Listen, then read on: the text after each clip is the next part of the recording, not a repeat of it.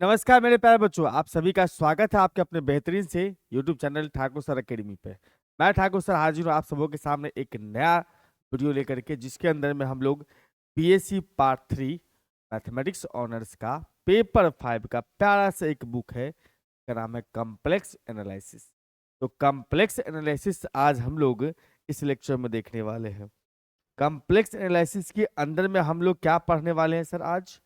आज complex analysis के अंदर में हम लोग एलएनएमयू का, ललित नारायण मिथिला यूनिवर्सिटी एलएनएमयू का पी बाई क्यू देखने वाले हैं। पी बाई क्यू देखने वाले हैं 2019 का। क्या देखने वाले हैं? पी बाई क्यू 2019 का। ठीक है, तो बहुत सारे बच्चों को पी बाई क्यू का इंतजार था कि sir P by Q series नहीं स्टार्ट कर रहे हैं। लो भाई, स्टार्ट कर दिए, लेकिन इतना जल्दी भी जरूरी नहीं था क्योंकि एग्जामिनेशन में भी टाइम है। आप अपना स्टडी को थोड़ा सा और पावरफुल बनाते, तब पी बाई क्यू करते तो और ज़्यादा बेटर होता। लेकिन स्टूडेंट है आप, आपकी डिमांड फुलफिल करना एक टीचर का काम होता है, तो उस काम को निभाने के लिए हम आ चुके हैं। 2019 का पी बाई क्यू स्टार्ट करने से पहले हम अपने प्यारे से ऐप ठाकुर सर अकेडमी के बारे में कुछ जानकारी दे दें। ये मेरा प्यारा सा ऐप है, ठाकुर सर अकेडमी के नाम से आपको प्ले स्टोर पर मिल जाएगा। जिस नाम से हमारा यूट्यूब चैनल है, उसी नाम से हमारा ऐप भी है। इस ऐप के ऊपर में आपको 11-12 के सारे कोर्सेज मिलेंगे। बीएससी के सारे कोर्सेज अवेलेबल हैं। कोर्सेज लाइव और रिकॉर्ड दोनों फॉर्मेट में अवेलेबल है। हर कोर्स के अंदर में डेमो लेक्चर अवेलेबल है। और सबसे बड़ी बात कि आप टीचर से कम्युनिकेट कर सकते हैं कभी भी, अगर आपको इच्छा हो कि यह हमें सर से बात करनी है तो। और बुक्स का पीडीएफ फ्री ऑफ कॉस्ट में अवेलेबल है हमारे ऐप पर। पी बाई क्यू चाहिए वो भी फ्री ऑफ कॉस्ट में अवेलेबल है। और यूट्यूब पे जो भी क्लासेस चल रही है उस सब का पीडीएफ आपको हमारे ऐप पर मिलेगा। और ये मेरा हेल्पलाइन नंबर है, आप इस पे कॉल या व्हाट्सएप करके और कोई जानकारी ले सकते हैं। स्टार्ट करते हैं सबसे पहला क्वेश्चन से। अब इसमें देखोगे कि मैंने क्वेश्चंस का आंसर भी लिख रखा है। एक्चुअली मैं लिख रखा नहीं हूँ, क्वेश्चन जो है हम अपने क्लासरूम में जो पढ़ाते हैं, अपने पेड कोर्स के अंदर में जो पढ़ाते हैं कॉम्प्लेक्स एनालिसिस वाले बच्चों को, उसी का या उसी से लाया हुआ ये पार्ट सब है। आप इस बात को समझते होंगे मेरे ख्याल से, या नहीं समझते होंगे तो हम इस बात का जानकारी दे दें। अगर आप हमारे पेड कोर्स से जुड़ जाते हैं तो आपको जितना भी पी वाई क्यू है उसके लिए अलग से प्रतीक्षा करने की आवश्यकता नहीं पड़ेगी। यहाँ पर हमारे ऐप के अंदर में जो कोर्सेस हैं सब में टॉपिक वाइज, टॉपिक में ही इंसर्ट करके पी वाई क्यू करवा दिया जाता है। मतलब इतने अच्छे से आपको पढ़ा दिया जाएगा कि आपको अलग से पी वाई क्यू करने की आवश्यकता नहीं है। लेकिन अगर आपको स्पेशली डिमांड था कि पी वाई क्यू अलग से हो, तो वो आपको मैं यहाँ पर लेके आया हूँ। ये आपका पहला क्वेश्चन है, पहला का पहला क्वेश्चन। क्वेश्चन थोड़ा सा लेंदी रहता है इसमें। पहला का पहला क्वेश्चन में कहता है भैया, defined analytic function, find the necessary and sufficient condition, necessary and sufficient condition for f z be to be analytic. देखो अब ये थोड़ा सा लेंदी क्वेश्चन पूछ दिया भाई इसने। इसने कहा कि एनालिटिक फंक्शन को डिफाइन करो, बहुत छोटी बात कह दिया। लेकिन उसके बाद उन्होंने कहा कि find necessary and sufficient condition, मतलब आपको नेसेसरी और सफिशिएंट कंडीशन दोनों निकालने हैं। वो एक पूछता तो ये हाफ मार्क में सही था, मतलब ए है, मतलब आधे मार्क्स का क्वेश्चन है। एक क्वेश्चन 15 मार्क्स का होता है, उस 15 में से आधे मार्क्स का ये है। तो कतई जुर्म है बच्चों के साथ, क्योंकि इसको प्रूफ करने के लिए, नेसेसरी सफिशिएंट कंडीशन प्रूफ करने के लिए आपको काफी समय कंज्यूम होता है इसमें। चलिए कोई बात नहीं, जब पूछा गया तो उसका सोल्यूशन भी देना है हमें। एनालिटिक फंक्शन किसको बोलते हैं? एनालिटिक फंक्शन किसको बोलते हैं sir? A single valued function, a single valued function which defined and differentiable, हो, मतलब at each point of domain D is known as, या is said to be analytic in that domain। मतलब जो कोई भी फंक्शन अपने domain में differentiable हो और डिफाइंड हो। डिफाइंड इन द सेंस कि मतलब डोमेन जो दिया होगा उस पे वो डिफाइन करता हो फंक्शन, और उसके बाद उसी डोमेन के ऊपर में डिफरेंशिएबल हो फंक्शन, तो कहलाएगा एनालिटिक फंक्शन। यानी कि जब कभी भी आप एनालिटिक फंक्शन के बारे में चर्चा करें तो इतना समझ जाइए कि फंक्शन डिफाइंड होना चाहिए और डिफरेंशिएबल होना चाहिए। और इस एनालिटिक फंक्शन का दूसरा नाम होलोमॉर्फिक फंक्शन भी है, या रेगुलर फंक्शन भी कह सकते हैं। इसी एनालिटिक फंक्शन का दूसरा नाम है होलोमॉर्फिक या फिर रेगुलर फंक्शन। ठीक है भाई, ये डिफिनीशन वाला पार्ट हो गया जो यहां तक की मामला थी। अब इसके बाद नेसेसरी कंडीशन पे आते हैं हम लोग। नेसेसरी कंडीशन या फिर नेसेसरी कंडीशन का दूसरा नाम है सर कूची रीमान इक्वेशन। एग्जाम में अलग से भी कूची रीमान इक्वेशन पूछा जाता है कभी कभी। इस बात का पूरा ख्याल रखिएगा कि आपको नेसेसरी कंडीशन अगर नहीं दे तो आपको क्वेश्चन में ये भी लिखा आ सकता है कि defined state and prove Cauchy Riemann equation करके भी क्वेश्चन आ सकता है। इसका मतलब आप समझो कि एनालिटिक फंक्शन के लिए एनालिटिक फंक्शन के जो नेसेसरी कंडीशन होता है वो उसी का दूसरा नाम है कूची रीमान इक्वेशन। ध्यान रखना है एग्जामिनेशन में कूची रीमान इक्वेशन का मतलब नेसेसरी कंडीशन फॉर एनालिटिक। अगर ये सिर्फ पूछ रहा है state and prove Cauchy Riemann equation तो समझो हाफ मार्क्स में आपका काम बन जाएगा, मतलब तब ठीक है। फुल क्वेश्चन जो है उसमें दोनों अगर नेसेसरी सफिशिएंट लेते हैं तो बहुत लेंदी होता है। सिर्फ नेसेसरी या सिर्फ कूची रीमान इक्वेशन प्रूव करने के लिए कह रहा है तो बहुत ज्यादा लेंदी नहीं है। अब स्टेटमेंट को अगर आप देखें तो स्टेटमेंट का क्या कहना है? स्टेटमेंट का कहना ये है कि अगर एक फंक्शन है अपने पास में जिस फंक्शन का नाम fz है, fz बराबर में uxy प्लस में आयोटा vxy, मतलब रियल पार्ट और इमेजिनरी पार्ट है। रियल पार्ट भी xy का फंक्शन है, इमेजिनरी पार्ट भी xy का फंक्शन है और ये डिफरेंशिएबल फंक्शन है एट एनी पॉइंट z। इस z पॉइंट पर डिफरेंशिएबल है। एनी पॉइंट का मतलब वेरिएबल पॉइंट पर डिफरेंशिएबल है। Then the partial derivatives ux का मतलब होता है कि u का x के रिस्पेक्ट में पार्शियल डिफरेंशिएट करना। vx मतलब v को x के रिस्पेक्ट में uy और vy, मतलब जितना भी है u और v उसका पार्शियल डेरिवेटिव्स x और y के रिस्पेक्ट में। xy का फंक्शन है तो x और y के रिस्पेक्ट में जो पार्शियल डेरिवेटिव्स होता है वो एग्जिस्ट करता होगा और वो इस इक्वेशन को सेटिस्फाई करता होगा। इक्वेशन क्या है सर? ux बराबर में vy और uy बराबर में -v। मतलब इस इक्वेशन को अगर सेटिस्फाई कर रहा है तो समझो भैया कूची रीमान इक्वेशन का स्टेटमेंट हो गया ये। यानी अगर कहो तो ये कूची रीमान इक्वेशन ही है, ux बराबर vy और uy बराबर -vx। ठीक है। अब कोई बच्चे हमारे पेड कोर्स पढ़े होंगे तो इस बात सबको समझते होंगे कि ये सब चीजें क्लासरूम में मैं करवा चुका हूँ हर ईयर में। अगर आप अभी भी पढ़ रहे हैं, आपको लग रहा है प्रिपरेशन में थोड़ी सी दिक्कत है, आप पीवाईक्यू पूरा देख लीजिए। आपको समझने में प्रॉब्लम अगर हो रही है तो अभी भी मौका है, आपके पास समय है। अप्रॉक्स 2.5 महीने 3 महीने तो आराम से आपके पास है। जनवरी फरवरी मार्च इस 3 महीने में आप अपना प्रिपरेशन कर सकते हैं अच्छे से। और इस बात का पूरा ख्याल रखिएगा, थर्ड ईयर में 400 नंबर का पेपर है, यानी कि कहीं ना कहीं मैथमेटिक्स में बहुत अच्छा स्कोर करना बहुत जरूरी है। जो बाकी पार्ट 1 और पार्ट 2 में आप अगर फुलफिल नहीं कर पाए होंगे या अच्छा लाए भी होंगे तो बेस्ट करने का सबसे सुनहरा मौका आपका थर्ड ईयर में काम चलाओ पढ़ के जाएंगे तो काम नहीं चलेगा, क्योंकि थर्ड ईयर में सिलेबस भी थोड़ा सा टफ होता है। बात का आप ख्याल रखते हुए आगे बढ़िएगा। चलिए अब इसके प्रूफ की बात करते हैं हम लोग। तो fz बराबर में uxy प्लस आयोटा vxy एक डिफरेंशिएबल फंक्शन है जो डिफाइन करता है किस पर, डिफरेंशिएबल है किस पॉइंट पर, z is equal to x plus iota y पर। जो स्टेटमेंट का पार्ट था वो हमने यहाँ पर लिख दिया। अब ux जो है पार्शियल डेरिवेटिव का फार्मूला होता है, आपने डिफरेंशियल कैलकुलस पार्ट 2 में पढ़ा होगा। ux का मतलब डेल u बटा में डेल x, इसका मतलब हुआ सिर्फ x में x के रिस्पेक्ट में काम करना है। तो uxy जो था uxy, उस xy को अगर x के रिस्पेक्ट में डिफरेंशिएट करना है तो सिर्फ चेंज दिखाओगे किस में, x में। इसीलिए limit delta x tends to 0 ux plus delta x y minus uxy बटा डेल्टा x। ये कहाँ से आता है? ये फार्मूला थोड़ा सा 11 से उठ के आता है। fx बराबर में f डैश x बराबर फार्मूला होता है 11th में, limit h tends to 0 f of x plus में h माइनस में fx बटा में h। ये होता है 11th का फार्मूला है। x के रिस्पेक्ट में डिफरेंशिएट क्या आता है भैया, यहाँ पर x में चेंज दिखाओ और यहाँ सीधा fx लिख दो। यहाँ पे वही बात है, x में चेंज कर रहे हैं हम लोग, x के रिस्पेक्ट में डिफरेंशिएट करें, इसका मतलब x में चेंज हो रहा है तो y को सेम टू सेम छोड़ देना है, y में कोई चेंज नहीं लाना है।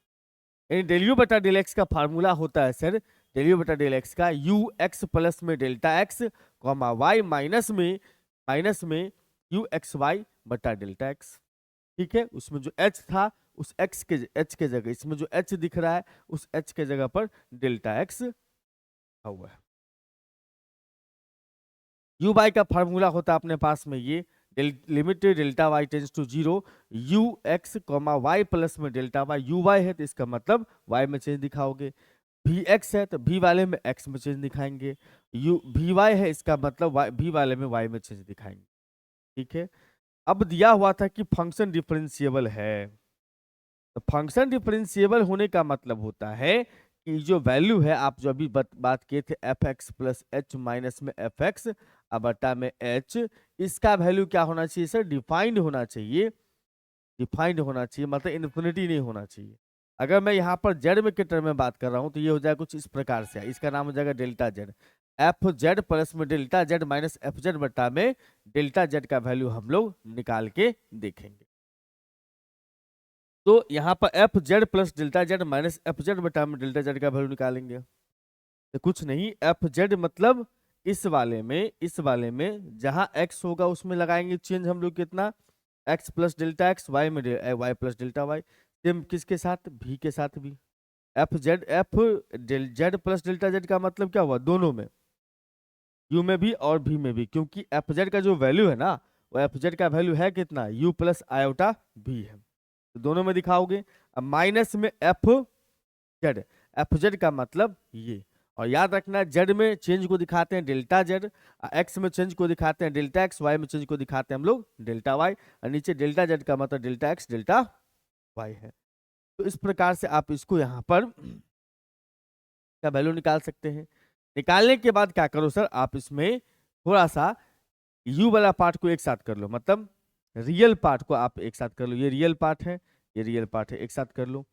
ये इमेजिनरी पार्ट है, इमेजिनरी पार्ट को एक साथ कर लो, ये दोनों इमेजिनरी पार्ट को एक साथ कर लिया, आयोटा कॉमन लेकर के, रियल पार्ट को एक साथ, इमेजिनरी पार्ट को एक साथ कर दिया। ठीक है, दोनों तरफ लिमिट लगा दिए डेल्टा जेड टेंस टू 0, क्योंकि लिमिट पर ही वैल्यू निकलता है। हम जो फार्मूला अभी आपको बताए थे, limit h tends to 0 f x plus में डेल्टा एक्स माइनस में एफ एक्स बट्टा में डेल्टा एक्स। सर आप तो एच लिखे थे, कोई बात नहीं, कोई बात नहीं, कोई बात नहीं, ये जो है एच, ये एच, ये एच है ही,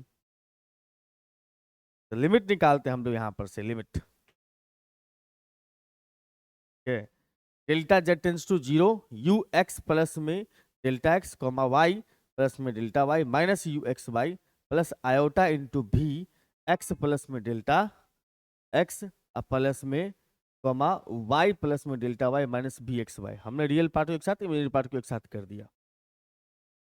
अब एक केस बनाएंगे जब डेल्टा जेड क्या हो? प्योरली रियल हो। डेल्टा जेड प्योरली रियल होने का मतलब क्या होता है सर? इमेजिनरी पार्ट 0 होगा।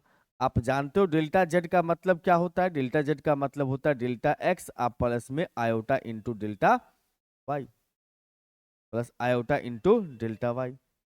अब इसमें कह रहा है कि ये प्योरली रियल की बात कर रहा हूं, ये प्योरली रियल होने का मतलब हुआ कि इसका इमेजिनरी पार्ट 0, इमेजिनरी पार्ट 0 करने का मतलब वाई वाला पार्ट, डेल्टा वाई वाला पार्ट 0, डेल्टा वाई वाला पार्ट 0 ले रहे हैं। अगर ये पार्ट 0 है, ये पार्ट 0 है, डेल्टा वाई वाला पार्ट 0 है, ठीक है सर। चूंकि हम डेल्टा जेड टेंस टू 0 लिए हुए हैं, डेल्टा जेड टेंस टू 0 मतलब ये पार्ट भी 0 है, इसका मतलब डेल्टा एक्स भी क्या हो जाएगा? 0। इसका मतलब हमने कहा कि delta x is equal to कितना सर? 0। ठीक है, डेल्टा एक्स इक्वल टू 0 या टेंस टू 0। तो यहाँ पर ये जो फार्मूला है ये बन जाएगा अपने पास एफ डैश जेड का फार्मूला हो गया ये एफ डैश जेड का, limit delta z tends to 0 f z plus में delta z minus f z बटा में delta z, f dash z का फार्मूला हो गया। इसमें लगा दिए limit delta x tends to 0, दो पूरे में। अब पूरे में लगने के बाद क्या करना है आपको? यहाँ पर से अलग अलग सेपरेट कर दिए। अब देखो यहाँ पर इमेजिनरी पार्ट 0 है, तो डेल्टा वाई वाला पार्ट जो था उसको हम 0 कर दिए। देखो ये पार्ट को हमने कर दिया 0, ये पार्ट को हमने 0 कर दिया, ये पार्ट को हमने 0। ठीक है, तो अब हमारे पास जो बच रहा है, हमारे पास जो बच रहा है यहाँ पर वो कुछ इस प्रकार से मामला आपको दिख रहा है। डेल्टा वाई हटा करके, डेल्टा वाई 0 था उसको 0 करके आपके पास ये बचा। इसमें हमने क्या किया सर? इसके डिवाइड में अलग से इसको लिख दिया, इसके डिवाइड में भी अलग कर दिया, दोनों के डिवाइड में डेल्टा एक्स लिख दिया। अगर आप देखो ठीक से यहाँ पर से तो ये फार्मूला बन जाएगा डेल्टा एक्स में, इसमें आयोटा, अच्छा प्लस में लिमिट अलग अलग कर सकते हैं, ये लिमिट है लगा हुआ इसमें सर, किस में, दो टर्म के प्लस में, दो टर्म के प्लस में लिमिट होगा तो इसका मतलब आप अलग अलग सेपरेट कर सकते हो, इसका मतलब दोनों में आप अलग अलग सेपरेट कर दिए। ये बन चुका अपने पास में यू एक्स प्लस में delta x comma y minus u x y बटा डेल्टा एक्स, एक्स में चेंज है, नीचे भी डेल्टा एक्स है, इसका मतलब इसका नाम हो जाएगा यू एक्स, ये बन जाएगा अपने पास बी एक्स, जिसका फार्मूला आपको हम यहाँ पर लिखाए थे, यू एक्स का फार्मूला है पूरा का पूरा, ये बी एक्स का फार्मूला है पूरा का, क्या भाई। अब दूसरा केस बनाएंगे कि डेल्टा जेड जो है वो प्योरली इमेजिनरी होगा, प्योरली इमेजिनरी है, इसका मतलब रियल पार्ट जीरो, और रियल पार्ट जीरो है, डेल्टा जेड टेंस टू भी कितना है, जीरो है। इस केस में फर्स्ट में ये जो फर्स्ट अपने पास में डेल्टा जेड टेंस टू भी क्या है, जीरो है। अगर जीरो है इसका मतलब वही बात, अगर ये जीरो ले रहे हैं आप, इस केस में ये भी जीरो दिया होता, ये भी जीरो हो जाएगा, डेल्टा वाई भी कितना आ जाएगा, जीरो, का मतलब आप यहाँ से delta y tends to zero कर दिए। अब वो जो फर्स्ट इक्वेशन है उसके हिसाब से ये बन जाएगा लेफ्ट साइड में एफ डैश जेड डेरिवेटिव बन जाएगा, और इधर वाला जो अपने पास में है उसमें डेल्टा एक्स को हमने कर दिया जीरो, ध्यान रखना यहाँ से उठ रहा है, ये जीरो है, ये जीरो है, सिर्फ वाई वाला में वाई प्लस डेल्टा वाई बचेगा। ठीक है, नीचे आयोटा अपना रन दो, कोई दिक्कत नहीं है। अलग अलग सेपरेट कर दिया हमने, अलग अलग सेपरेट किए तो ये भैया इसके डिवाइड में चला गया, ये डिवाइड में चला गया, आयोटा कैंसिल हो गया सेकंड पार्ट का, सेकंड पार्ट में आयोटा हमने हटा दिया, दोनों में लिमिट प्लस में अलग अलग कर दिया, और यहाँ पर वन बाय आयोटा को छोड़ दो तो ये बन गया अपने पास वाई में चेंज, और यहाँ भी वाई में चेंज है, इसका मतलब वो यू के अंदर वाई में चेंज है, इसीलिए यू एक्स, ये भी वाई, एफ जेड का वैल्यू हो गया सर। अच्छा इसमें क्या है सर, आयोटा से ऊपर नीचे मल्टीप्लाई कर दिया ताकि नीचे से आयोटा खत्म हो जाए, माइनस आ जाएगा आयोटा स्क्वायर की वजह से, अब माइनस आयोटा यू वाई बन गया, अब प्लस में भी वाई है। ठीक है भाई, बहुत शानदार। अगर आप देखें तो एफ डैश जेड का वैल्यू ये भी है और ये भी है, ये भी एफ डैश जेड का वैल्यू यू एक्स प्लस में आयोटा भी एक्स बराबर हो जाएगा अपने पास में u iota minus iota u y plus में भी वाई। तो यहाँ से ये कह सकते हैं इसका मतलब कि रियल पार्ट के बराबर, तो यू एक्स बराबर में भी वाई, इमेजनरी पार्ट के बराबर, तो भी एक्स बराबर माइनस यू वाई, है ना। इसको थोड़ा सा ढंग से लिख दिया, इसको इधर, कोई दिक्कत नहीं है, बात वही लिखा हुआ है कि यू एक्स बराबर में कितना भी वाई, और यू वाई बराबर यू एक्स बराबर भी वाई, अब यू एक्स बराबर भी वाई, अब भी एक्स बराबर में माइनस यू वाई, और यही आपका जो है माइनस को इधर कर लो तो यू वाई बराबर माइनस में भी एक्स, ये हो गया अपने पास में यू एक्स बराबर भी वाई और यू वाई बराबर minus v x, that is Cauchy Riemann equation या necessary condition for analytic function. ठीक है, ये नेसेसरी पार्ट था, आप सफिशिएंट पार्ट। अब अहो भाग्य आपका ठीक नहीं है तो इस टाइप का क्वेश्चन दोनों मिक्स करके पूछ दिया, भाग्य आपका खराब है इसका मतलब, समझ जाओ। लेकिन अगर आप इस बात को ध्यान देते हैं तो मेरे ख्याल से ज्यादा परेशानी नहीं होगी, कि प्रैक्टिस कर लीजिएगा, लिखने में दिक्कत नहीं होगी, बस स्टेटमेंट आपको याद रखना जरूरी है, स्टेटमेंट ही याद नहीं रहेगा तो फिर आप कैसे काम कर सकते।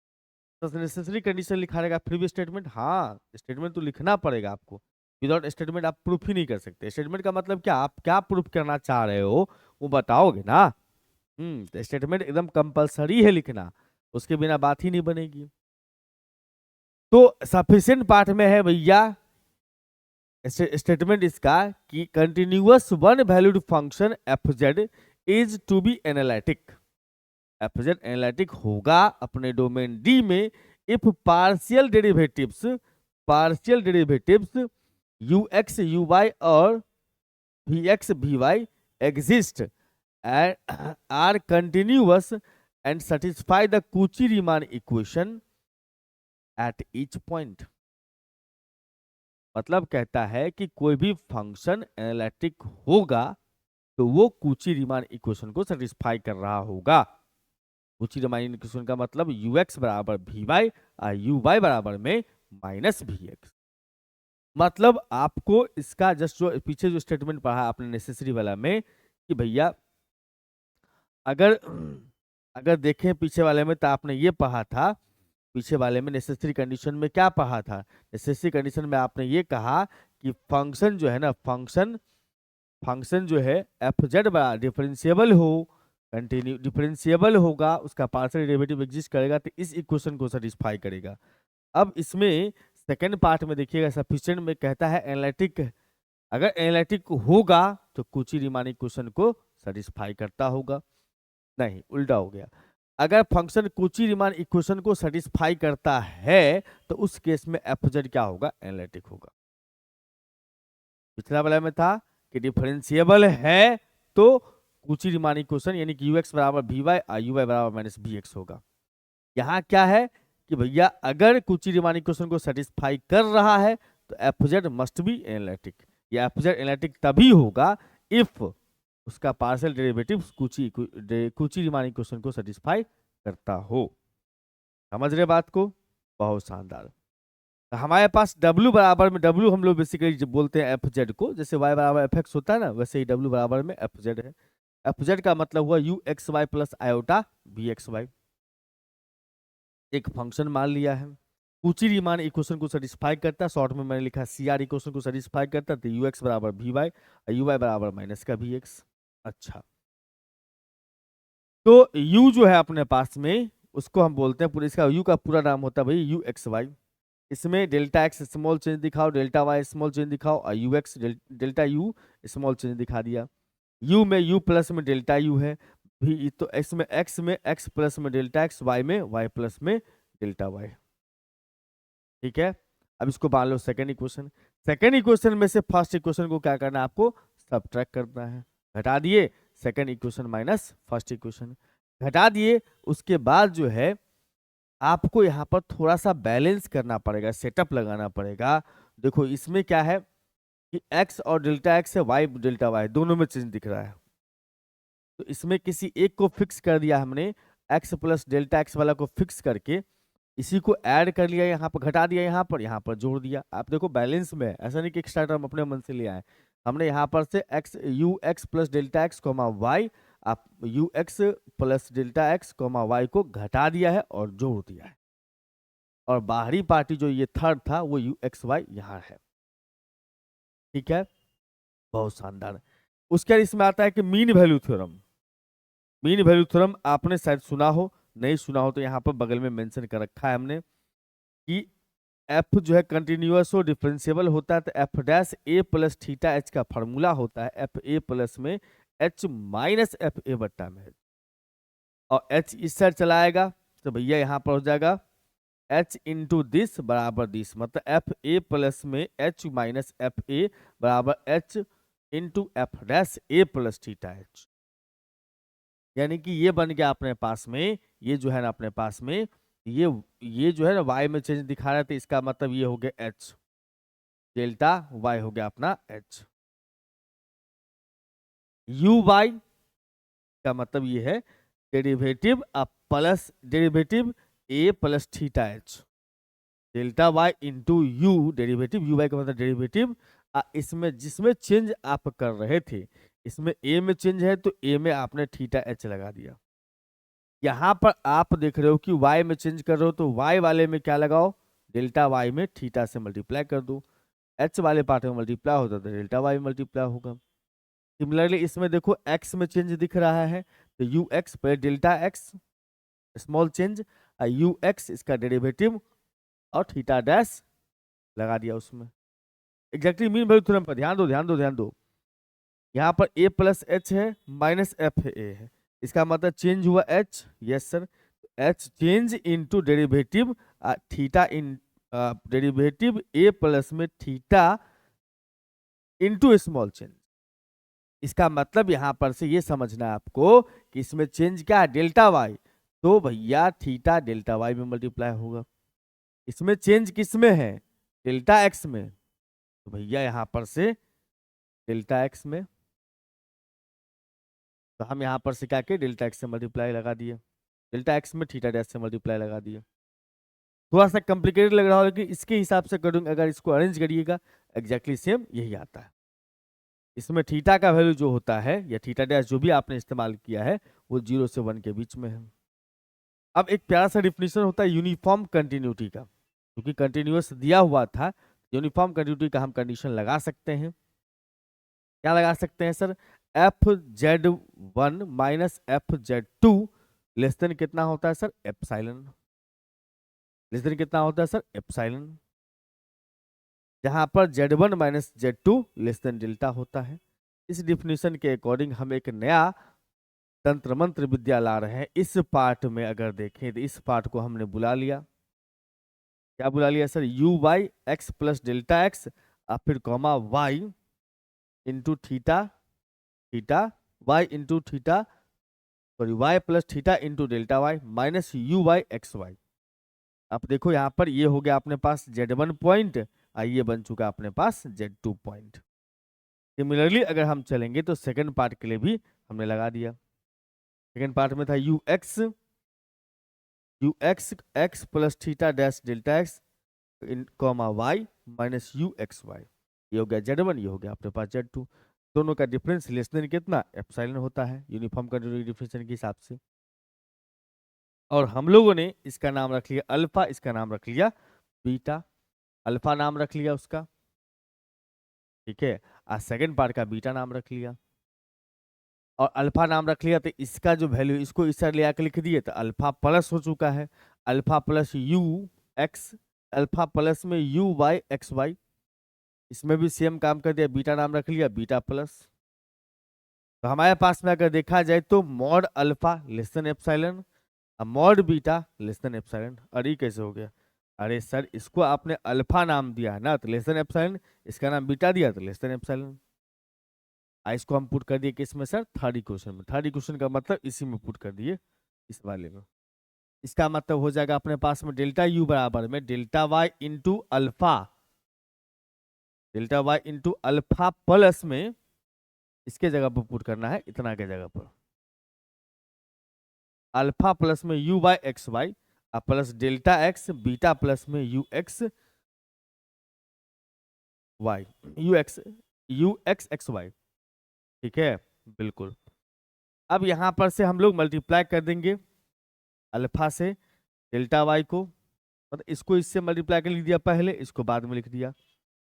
ऐसे देखो इसको इससे मल्टीप्लाई करके यहाँ, इसको इससे मल्टीप्लाई करके यहाँ, और फिर अल्फा इंटू डेल्टा वाई यहाँ, अब इसके बाद बीटा इंटू डेल्टा एक्स यहाँ। बस थोड़ा सा ठीक से ढंग से लिखा। अब सिमिलरली अगर हम लिखने जाएंगे तो जैसा हमने लिखा है यू डेल्टा यू के लिए सेम काम करेंगे डेल्टा भी के लिए, सब कुछ सेम रहेगा। बस उसमें जो अल्फा डैश अल्फा है इसमें हमने नाम रख लिया अल्फा डैश, और जो बीटा है यहाँ पर उसका नाम रख लिया बीटा डैश। बाकी सब कुछ सेम है, इसीलिए एक को आपने डिराइव कर देना है, बाकी को सिमिलरली करके लिख देना है। और डेरिवेटिव के लिए होता है डेल्टा, आपने जानते होंगे डेल्टा वाई बटा में डेल्टा एक्स जो होता है, इसी में लिमिट लगने के बाद, लिमिट लगने के बाद यही बन जाता है d y by d x. क्या बन जाता है? D y by d x. इसका मतलब आप इसको पहले डिराइव करो इसका वैल्यू। डेल्टा डब्ल्यू का मतलब हुआ डेल्टा यू प्लस में आयोटा डेल्टा भी बट्टा में डेल्टा जेड का मतलब हो गया delta x plus iota into delta y. अब यहाँ पर डेल्टा यू का वैल्यू ये जो है हमने पुट कर दिया, डेल्टा भी का वैल्यू ये जो है वो हमने पुट कर दिया ऊपर में, नीचे वाला में तो कोई चेंज नहीं, delta x plus delta x plus iota delta y है। ठीक है सर। अब देखोगे तो इस वाले पार्ट में और इस वाले पार्ट में, इस वाले पार्ट में और इस वाले पार्ट में डेल्टा वाई कॉमन हो रहा है। कॉमन ले लिए तो अपने पास u y x y plus iota v y x Y.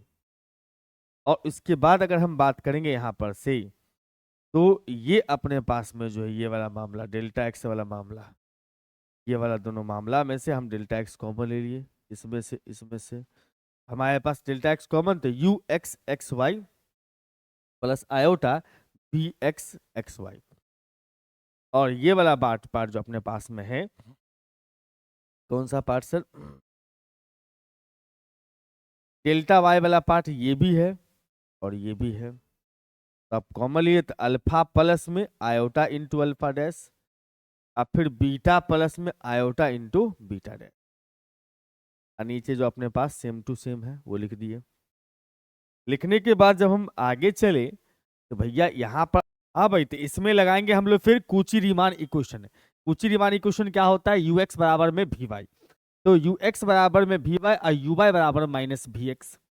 इसका मतलब आप यहाँ पर से यू वाई बराबर लिख सकते हो माइनस का वी एक्स, और उसके बाद जो है वी वाई बराबर में यू एक्स बराबर वी वाई और यू वाई बराबर में माइनस वी एक्स। तो यू वाई जहाँ पे आपको दिख रहा है यहाँ पर यू वाई, इसके जगह पर माइनस वी एक्स लिख दिया, और ये जो अपने पास वी वाई है उसके जगह पे हम पुट कर दिए यू एक्स। ठीक है, कुछ ही रीमान इक्वेशन का हमने इस्तेमाल कर लिया। अब इसके बाद क्या करना है भाई, बाकी जो टर्म है same to same as it लिख लो। एक्स एक्स वाला है, मतलब एक्स के टर्म में हमने सबको एक्सप्रेस कर लिया। अब यहाँ पर जो अपने पास -1 आ गया उसको हम लिख सकते हैं आयोटा स्क्वायर, लिख दिया आयोटा स्क्वायर। अब देखोगे इसमें तो क्या क्या कॉमन आएगा सर, यहाँ पर आयोटा है, यहाँ पर आयोटा है, तो आयोटा हम कॉमन ले सकते हैं। आयोटा कॉमन ले लिए तो डेल्टा वाई, और ये बन जाएगा अपने पास में कितना सर ये वाला अपने पास बन गया यू एक्स एक्स वाई, और ये बन जाएगा प्लस में आयोटा भी एक्स। मतलब हमने बस इसको थोड़ा सा ठीक करके लिख लिया, अरेंज करके लिख दिया। लिखने के बाद अगर चले हम लोग इधर, बाकी जो अपने पास में पार्ट है, बाकी जो टर्म है अपने पास में ये वाला पार्ट जो है delta x delta y delta x वाला पार्ट जो उसको हमने एज इट लिख दिया, सेम टू सेम यहाँ पर हम मेंशन कर दिए। ठीक है, बहुत बढ़िया। अब यहाँ पर जो है आप देख पाओगे ये अपने पास में आ चुके, सेम लिख दिया। उसके बाद जो है आप यहाँ पर क्या करना है कि इसको देखना है और इसको देखना है, क्या ये दोनों कॉमन दे रहा है, बिल्कुल कॉमन दे रहा है, दोनों सेम चीज है। यू एक्स वाई और आयोटा भी एक्स एक्स वाई जो है दोनों में कॉमन हो चुका है, तो अपने पास बचेगा delta x plus iota delta y. बाकी जो दोनों टर्म है वो सेम टू सेम आ गया अपने पास, डिनोमिनेटर में कोई चेंज नहीं करना है। उसके बाद जब हम बात करेंगे इसमें, तो ये जो अपने पास है ये पूरा का पूरा, इसके डिवाइड में हम लोग क्या कर देते हैं, इतना पुट कर देते हैं, डिवाइड कर में सेपरेट कर देते हैं। इसके डिवाइड में इतना डाल देंगे, ये पार्ट कट जाएगा, अपने पास ये बच गया, और उसके बाद फिर ये बच गया, दोनों में अलग अलग सेपरेट कर दिया। करने के बाद जो है हम लोग आगे बढ़ते हैं, तो भाई साहब इस भाई साहब को हम इधर लेके चले आएंगे, तो डेल्टा डब्ल्यू बटा डेल्टा जेड के माइनस में आ गया ये, और उसके बाद जो है यहाँ पर अपने पास में डेल्टा वाई, ये जो लिखा अपने पास एज इट एज हमने लिख दिया। ठीक है, उसके बाद फिर इसमें भी आ जाएंगे, कहानी अपने पास सेम टू सेम है। अब दोनों तरफ हमने मॉडुलस लगा दिया, दोनों तरफ मॉडुलस लगा दिया, इधर भी मॉडुलस उधर भी मॉडुलस, मॉडुलस हमने सेम टू सेम लिख दिया। अब मॉडुलस जब अलग अलग ऐसे लगेगा मॉडुलस यहाँ पे दोनों में, ठीक, लेकिन जब अलग अलग ब्रेक करोगे, मॉडुलस जब अलग अलग ब्रेक होता है, मॉडुलस ऑफ Z1 प्लस में Z2 होता है, लेस देन इक्वल टू लगता है modulus of Z1 plus modulus of Z2, modulus of Z1 plus में मॉडुलस ऑफ Z2, दोनों को अलग अलग सेपरेट कर दिया। ठीक है, अलग अलग सेपरेट करिए, दोनों अलग अलग सेपरेट हो चुका है। अब सेपरेट होने के बाद हम यहाँ पर से देख पा रहे हैं कि भाई साहब इसमें इनटू है डिवाइड है, तो इनटू डिवाइड मॉडुलस अलग अलग होता है। सिर्फ डर किस बात का आता है, प्लस में modulus less than equal to होता है, माइनस में modulus greater than equal to होता है। ठीक, डिवाइड में इनटू में अलग अलग सेपरेट कर सकते हैं, हम लोग सेपरेट कर दिए। कर देने के बाद आप यहाँ से ये समझते होंगे किसी भी कॉम्प्लेक्स नंबर का जो रियल पार्ट या इमेजिनरी पार्ट होता है वो हमेशा खुद के मॉडुलस से के पॉजिटिव से लेस देन इक्वल टू होता है और नेगेटिव से ग्रेटर देन इक्वल टू होता है। सही है, एकदम सही है। तो यहाँ पर से ये पार्ट जो अपने पास है, ये जो अपने पास दिख रहा है एक्स प्लस में डेल्टा आयोटा डेल्टा एक्स, ये है कॉम्प्लेक्स नंबर, तो इसका मॉडुलस इमेजिनरी पार्ट, ये है imaginary part is less than equal to खुद के मॉडुलस। मतलब सुनो ये इमेजिनरी पार्ट ये क्या है उसका, ये उसका तो वो कॉम्प्लेक्स नंबर है। ये रियल पार्ट इस कॉम्प्लेक्स नंबर का, इसका imaginary part less than equal to होगा होल कॉम्प्लेक्स नंबर के मॉडुलस से, इसका real part less than equal to whole complex number के रियल पार्ट से। तो यानी कि कॉम्प्लेक्स नंबर का रियल पार्ट उसके होल मॉडुलस से लेस देन इक्वल टू होगा। हम यहाँ पर less than equal to sign बरकरार रख लिए और इसके जगह पर जो है हम इसके जगह पर इतना अमाउंट पुट कर सकते हैं, इसके जगह पर भी हम इतना अमाउंट पुट कर सकते हैं। ये पुट कर दिया हमने।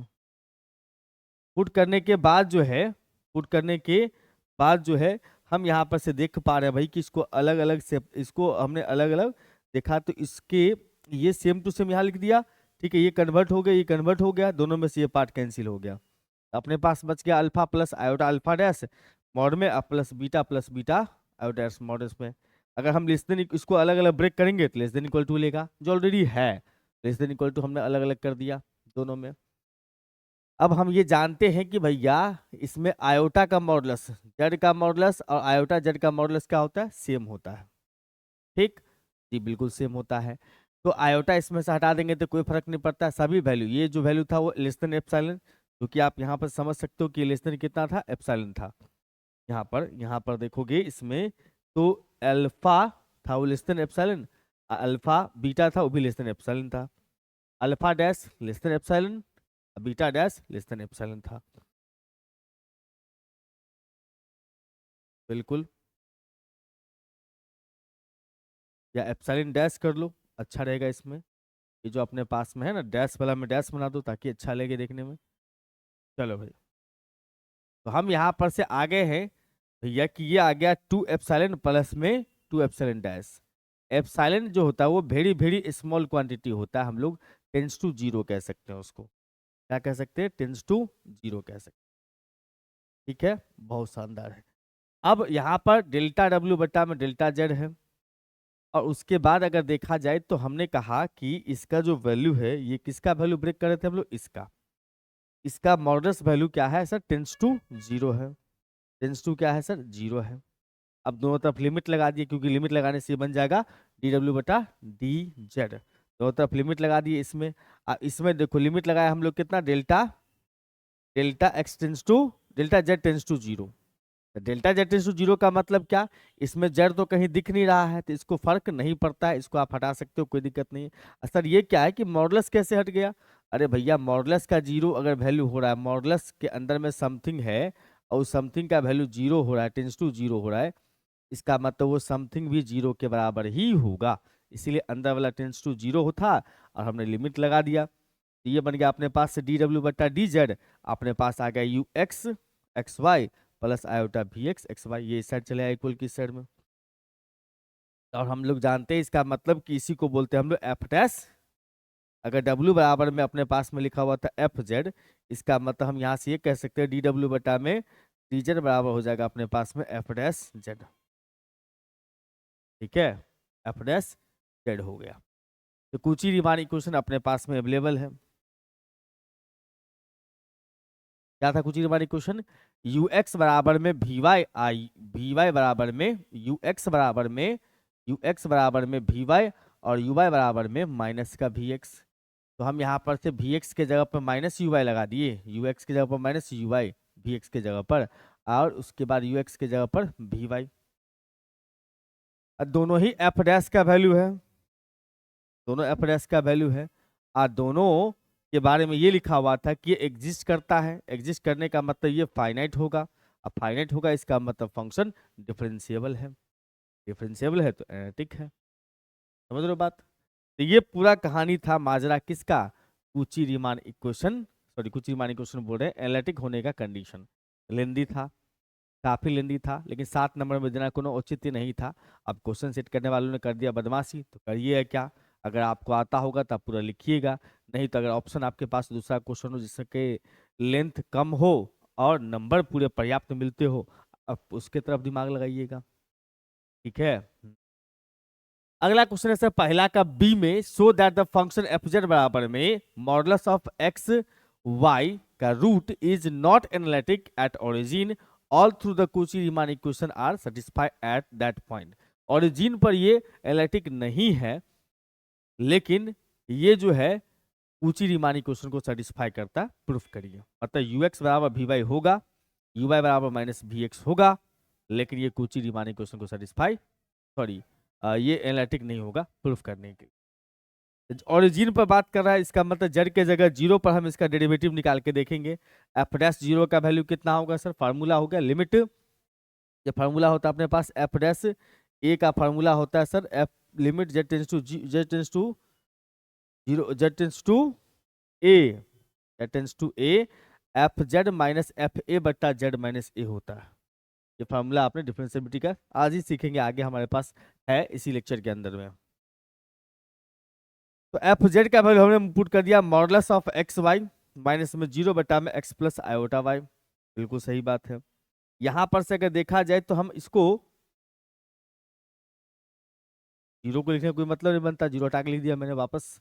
अब जब लिमिट सॉल्व करते हैं क्वेश्चन में, जब दो वेरिएबल हो तो पहले सिंगल वेरिएबल में कन्वर्ट किया था, उसके बाद लिमिट का हम लोग यूज करते हैं। सिंगल वेरिएबल में कैसे कन्वर्ट करेंगे, तो y के जगह पर mx पुट करते हैं, y is equal to mx। इससे क्या होगा, y x में चेंज हो जाएगा और z टेंस टू जीरो है तो हम x टेंस टू जीरो इस्तेमाल कर सकते हैं। ये पुट करने के बाद इसका मतलब आप z टेंस टू जीरो कर दो, x टेंस टू जीरो, और अपने पास बच जाता है sir modulus of x into m x बट्टा में x plus iota m x. इसमें का x बाहर निकल जाएगा, मॉड में m बच गया रूट के अंदर में, और नीचे 1 प्लस आयोटा, दोनों x कैंसिल हो गया। ये एक फिक्स्ड क्वांटिटी नहीं है, m का जैसे जैसे वैल्यू होगा वैसे वैसे चेंज होते रहेगा, मतलब ये वैल्यू m पर डिपेंड करता है। ये यूनिक वैल्यू नहीं हुआ, जब यूनिक वैल्यू नहीं होता इसका मतलब फंक्शन डिफरेंशिएबल नहीं हुआ। F dash does not exist नहीं कर रहा, इसका मतलब एनालिटिक नहीं है। और वहीं पर हम चेक करेंगे इसका कि भैया ये कुची रीमान इक्वेशन को सेटिस्फाई करता है कि नहीं करता है। तो हमारे पास जो दिया हुआ है इसको हमने कम्प्लेक्स नंबर के फंक्शन जो दिया जेड बराबर में root under modulus of x y plus में जीरो इंटू आयोटा, उसको हम लोग क्या मान लें सर, उसको मान के चले हम लोग यू एक्स वाई, मान लिया यू एक्स वाई, मतलब इसको हमने कन्वर्ट कर दिया। एक मिनट, यहाँ जो एफ जेड होता है ना, वो होता है क्या चाहिए अपने पास में यू प्लस में आयोटा भी, तो यहाँ पर रियल पार्ट था, अपने पास आयोटा वाला पार्ट नहीं था, तो हमने जीरो इंटू आयोटा लिख दिया। और यहाँ पर आप देख पाओगे कि भैया हमारे पास में u जो है ना वो है real part, u x y जो है वो root under modulus of x y है, इमेजिनरी पार्ट अपने पास में जीरो है। अब हम बारी बारी से निकालेंगे u x u y v x v y, check करेंगे कि कुची रीमान की कंडीशन को सेटिस्फाई कर रहा है या नहीं। तो यू एक्स अपने पास आ गया से यू एक्स जीरो जीरो, जो ओरिजिन पर चेक करना था। तो हम क्या फार्मूला बताए थे यू एक्स का फार्मूला बताए थे एट, अगर ए पॉइंट पर बात करेंगे तो फार्मूला था इसका limit h tends to zero f x plus में डेल्टा एक्स या एफ ए प्लस में एच कॉमा वाई, वाई में चेंज नहीं करना, यू एक्स का मतलब माइनस में एफ एक्स वाई बटा में कितना, बटा में सर एच है, वहाँ डेल्टा एक्स लिखे थे यहाँ एच लिखे थे, कोई दिक्कत नहीं है। यहाँ ओरिजिन पर चेक करना तो zero plus H comma zero और यू जीरो जीरो, ठीक है बंधु। हाँ जी सर। अब यहाँ पर से देखोगे ये वाला जो मामला अपने पास में है, इसमें x के जगह पर h और y के जगह जीरो लगा दिया, तो जीरो इंटू एच का मॉडुलस, ये जीरो जीरो है, u जीरो जीरो मतलब यहाँ x y दोनों जीरो, तो जीरो जीरो लिख दिया। इसको सिंप्लीफाई करोगे ऊपर रूट h नीचे h है, अगर हम इसको कैंसिल करेंगे ऊपर रूट सॉरी ये जीरो है, हाँ ये जीरो इंटू एच है, तो ऊपर जीरो माइनस में जीरो, जीरो रह गया ऊपर में, और जीरो बटा एच है, का मतलब हम इसको लिख सकते हैं limit h tends to zero, ये बचेगा अपने पास जीरो, तो जीरो का लिमिट जीरो। ऐसे अगर यहाँ पुट कर दोगे एच का वैल्यू तो ऐसा लगेगा कि जीरो बटा जीरो को हमने जीरो लिख दिया, लेकिन नहीं, पहले सिंप्लीफाई होता है तब पुट होता है। फिर यू वाई निकालेंगे, इसका मतलब वाई में चेंज करेंगे, जीरो प्लस के लिखेंगे, उस समय डेल्टा वाई लिखे थे, यहाँ पर के में चल रहा है, थोड़ा लिखने में सिंपल होता है इसीलिए, यानी कि यू वाई बराबर फार्मूला हम यहाँ से ये कह सकते हैं limit a tends to zero f यहाँ पर से एक्स कॉमा वाई प्लस में के माइनस एफ एक्स वाई बटा में कितना यहाँ पर से के, इसी फार्मूला में एक्स वाई को जीरो जीरो कर दिया हमने, तो जीरो इंटू के फिर जीरो जीरो, यू वाला है ना पार्ट तो यू वाला इस्तेमाल होगा, तो ये अपने पास जीरो बटा के यानी कि जीरो बन गया, तो इसलिए वैल्यू जीरो आ गया, तो यू एक्स और यू वाई निकल गया। सिमिलर वे से हम लोग निकालेंगे वी एक्स और वी वाई का वैल्यू, तो वी एक्स निकालने जाएंगे तो उसमें दोनों ही पार्ट जीरो है, क्योंकि भी जो वी एक्स वाई है उसके हर केस में वैल्यू कितना रहेगा, इसका जीरो ही रहेगा, तो जीरो आ गया। और वी वाई जो है वो भी कितना रह जाएगा अपने पास जीरो, फार्मूला कुछ भी लगा लेकिन है वैल्यू उसका जीरो, तो जीरो आ गया। इसका मतलब हम कह सकते हैं कि सभी तो जीरो ही आ गया, तो किसी को किसी के बराबर बोल दो, क्या दिक्कत है। हम कह सकते हैं इसका मतलब यू एक्स बराबर में वी वाई और यू वाई बराबर में माइनस वी एक्स। कह सकते हैं सर माइनस नहीं आया, अरे जीरो है ना, तो जीरो तो हर केस में बराबर होता है, माइनस लगा के देखो या बिना माइनस लगा के देखो, तो कुछ ही रीमानी क्वेश्चन को सेटिस्फाई कर रहा है। बट बट ये जो है एनालिटिक नहीं है, क्योंकि डेरिवेटिव इसका एग्जिस्ट नहीं किया था। अगले क्वेश्चन पे आते हैं सर 2 का ए। 2 का ए में क्वेश्चन में कह रहा है सर यहाँ पर कि डिफाइन करना बाइलिनियर ट्रांसफॉर्मेशन को, डिफाइन करना है बाइलिनियर ट्रांसफॉर्मेशन और प्रूफ करना है resultant of two bilinear transformation is also a bilinear transformation. Bilinear transformation का दूसरा नाम होता है linear functional transformation. Bilinear transformation का दूसरा नाम होता है लीनियर फंक्शनल ट्रांसफॉर्मेशन। डेफिनेशन अपने पास क्या है कि ये ट्रांसफॉर्मेशन, ट्रांसफॉर्मेशन का मतलब जस्ट लाइक फंक्शन, इसका नाम क्या चाहिए सर टी। अगर इस फॉर्म में हो, इस फॉर्म में होने का मतलब, इस फॉर्म में होने का मतलब क्या सर कि W बराबर में टी जेड बराबर में कितना सर ए जेड प्लस बी बटा में सी जेड प्लस डी के फॉर्म में अगर है तो उसको बाइलिनियर ट्रांसफॉर्मेशन कहेंगे या फंक्शनल लीनियर फंक्शनल ट्रांसफॉर्मेशन कहेंगे। शर्त यहाँ पर होता है कि a B C d complex number हो, यानी कोएफिशिएंट सब जो है कॉम्प्लेक्स नंबर हो, और a d minus b c का वैल्यू जीरो के बराबर ना हो।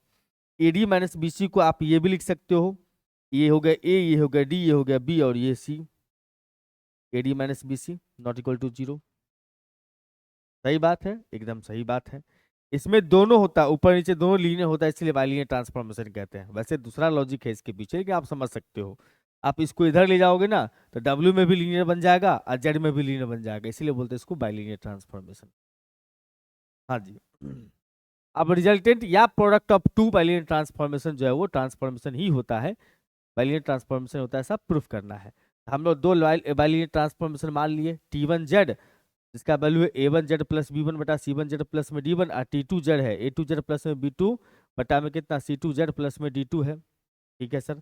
अब यहाँ पर जो है प्रोडक्ट, यानी कि प्रोडक्ट का मतलब जस्ट लाइक कंपोजिट फंक्शन होता है। यहाँ पर प्रोडक्ट मतलब सिंपल नहीं कि T1 इंटू T2 की बात चलता है, कंपोजिट फंक्शन के लायक बिहेव करता है। ये T2 T1Z है, इसका मतलब हम कह सकते हैं T2 रहने दो, इसको हमने T1Z को ब्रैकेट में कर दिया। T1Z का वैल्यू अपने पास है A1Z प्लस B1 बटा C1Z प्लस D1 रख दिया। अब चला गया T2 के सामने में, तो T2 का डिफिनेशन क्या है कि जो भी सामने में होगा Z उसको लिखेंगे AZ1, मतलब ऊपर लिखेंगे A2Z1 प्लस B बटा में C2Z1 प्लस D। अगर यहाँ पर आपने कुछ भी रख दिया, यहाँ पर आपने x रख दिया तो यहाँ और यहाँ x बनेगा।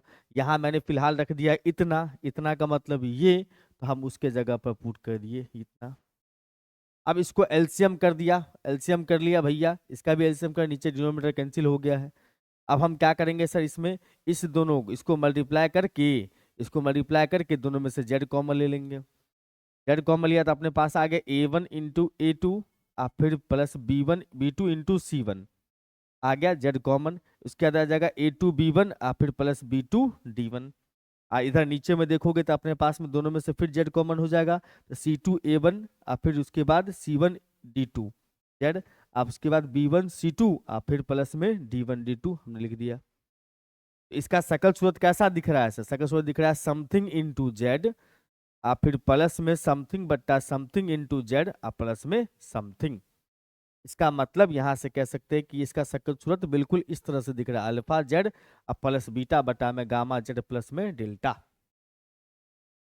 मतलब एक लीनियर ट्रांसफॉर्मेशन के फॉर्म में दिख रहा है, जिसमें अल्फा बीटा गामा डेल्टा इसको कह सकते हैं। अब ये बाइलिनियर ट्रांसफॉर्मेशन तभी होगा जब जब इस कंडीशन को फॉलो करेगा, AD माइनस BC बराबर में कितना, 0। AD माइनस BC का मतलब क्या हो गया, AD माइनस BC का मतलब ये हो जाता है AD minus BC, AD minus BC alpha delta minus beta gamma का डिफरेंस निकाले, मतलब प्रोडक्ट करके डिफरेंस निकालो।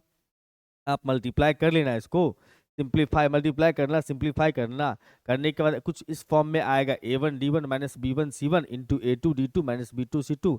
ये भी जीरो नहीं है, ये भी जीरो नहीं है। इसका मतलब alpha delta minus beta gamma zero के बराबर नहीं है। इसका मतलब जो रिजल्टेंट था वो क्या था अपने पास में, बाइलिनियर ट्रांसफॉर्मेशन। इसीलिए कहा जाता है कि भैया इसको कहते भी हम लोग क्या चीज, नोन एज प्रोडक्ट या रिजल्टेंट ऑफ बाइलिनियर ट्रांसफॉर्मेशन, ये है भी बाइलिनियर ट्रांसफॉर्मेशन। ठीक है। तो देखो इसमें हम मोटे तौर पर आपको हम ये एक्सप्लेन करने की कोशिश कर रहे हैं कि क्वेश्चन बनाते कैसे हैं, क्वेश्चन के अंदर में कैसे कैसे डाटा फिट करना है। रह गया कैलकुलेशन की बात, तो कैलकुलेशन एक एक चीज का कैलकुलेशन हम प्लस माइनस करके नहीं दिखाएंगे, आप खुद उसको प्रैक्टिस करेंगे। जब आप इसका पीडीएफ आपको ऐप पे मिल जाएगा, जब इसका खुद से प्रैक्टिस करना स्टार्ट करेंगे तो फिर दिक्कत नहीं होगी, मजे मजे में कर लीजिएगा। समझ में आ रही बात? बहुत बढ़िया। अब थर्ड ईयर में पढ़ रहे हो, अब क्या दिक्कत है। चलिए 2 का बी नंबर क्वेश्चन में कहता है भैया prove that the cross ratio of 4 points is invariant under A bilinear transformation. Cross ratio जो होता है 4 पॉइंट का, वो इनवेरिएंट होता है किसमें? बाइलिनियर ट्रांसफॉर्मेशन के अंडर में। W1 से W4 तक क्या है सर? इमेज है किसका? Z1 से लेके Z4 तक के पॉइंट्स का। उसी क्वेश्चन का दूसरा फॉर्मेट है ये। और अपने पास कह रहा है कि जो पॉइंट्स है वो जेड प्लेन में है, और ये पॉइंट्स हो सब जो होगा वो डब्ल्यू प्लेन में है। डब्ल्यू है तो डब्ल्यू प्लेन में, डब्ल्यू प्लेन में, और जेड है तो जेड प्लेन में होगा। हमें ये प्रूफ करना है कि भैया W1, W2, W3, W4 का जो क्रॉस रेशियो है, ब्रैकेट में अगर लिख दोगे चारों कॉम्प्लेक्स नंबर को, तो कहलाता है क्रॉस रेशियो। W का क्रॉस रेशियो बराबर जेड का क्रॉस रेशियो है 4 पॉइंट के लिए। ठीक है, हाँ जी। तो हमें इसमें प्रूफ करना है, तो हम लोग क्या कर लेते हैं, यहाँ पर एक बाइलिनियर ट्रांसफॉर्मेशन जो नॉर्मल होता है डिफिनेशन वाला, W बराबर AZ प्लस बी बेटा CZ प्लस डी, वो लिख दिया। उसी के हेल्प से हमने लिख दिया W1। W1 का मतलब जहाँ Z है वहां पर Z1 कर दो। W2 का मतलब जहाँ Z है वहाँ Z2 कर दो। W3 का मतलब जहाँ W है, W3 है मतलब Z है वहां पर Z3 कर दो। W4 में जहाँ पर W वाले में Z था वहां पर Z4 कर दो। अब हम निकालेंगे सर क्रॉस रेशियो का डिफिनीशन। क्रॉस रेशियो का डिफिनीशन में होता है W1 minus W2, W2 minus W3, W3 minus W4, W4 minus W1 की आवश्यकता पड़ती है। हम सबका वैल्यू निकालेंगे। W minus 1 minus W2 difference करके देखा हमने, एलसीएम इसके प्रोडक्ट से आ गया। इसको इससे मल्टीप्लाई किया, इसको इससे मल्टीप्लाई किया। मल्टीप्लाई करने का थोड़ा सिंप्लीफाई कर लिए। सिंप्लीफाई करते ही हमें देखने को मिलता है कि कुछ इस फॉर्म में आ रहा है, Z1 इंटू में AD माइनस BC, और फिर माइनस Z2 इंटू में AD माइनस BC, फिर AD माइनस BC कॉमन ले लिया हम दोनों में से, हमारे पास ये बच गया अपने पास कितना, AD माइनस BC आई इंटू Z1 माइनस Z2, और नीचे CZ1 प्लस D आई इंटू CZ12 प्लस में D। ये जो अपने पास W1 माइनस W2 है, W1 माइनस W2 है, वो जो आपके पास है वो इस फॉर्म में आ, Z1 माइनस Z2 आ गया, यहाँ पे AD माइनस BC है।